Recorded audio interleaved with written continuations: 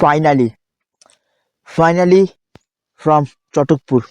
কালকে আমি এরকম সময় পড়তে যাচ্ছিলাম, সকালবেলা আমি ম্যাথ করতে যাচ্ছিলাম। আমি ভাবতেও পারিনি যে আমরা এত তাড়াতাড়ি পৌঁছে যাবো, ফার্স্টলি। আর সেকেন্ডলি এরকম একটা সিনারি এক্সপেক্ট, মানে আমি সিরিয়াসলি এরকম একটা সিনারি এক্সপেক্ট করিনি।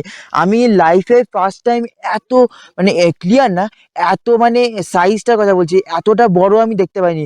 তোমরা এখনো দেখতে পাবে না হয়তো পরিষ্কার করে, আমি একটু জুম করার চেষ্টা করবো জাস্ট আ বিট, কিন্তু তোমরা দেখতে পাবে না পরিষ্কার করে, ক্যামেরায় নিচ্ছে না। আমি ক্যামেরাটায় দেখাবো। আহ, আর বলছে এখানে হোটেলের আঙ্কেলটা বললো যে ঘুরে নিলাম, যাই হোক। হোটেলের আঙ্কেলটা বললো যে কালকে আরো ক্লিয়ার ছিল।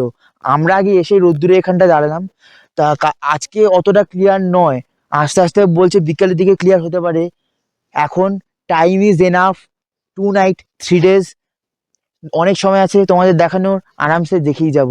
আর এখান থেকে তো সাইট সিন করার খুব একটা কিছু নেই, so full rest and for this hashtag Kanchenjunga. দারুণ লাগছে। আর আস্তে আস্তে ড্রাইভার আঙ্কেলের সাথে কথা হচ্ছিল, বললো নেপাল থেকে নাকি কৈলাসের একটা পিক দেখা যায়।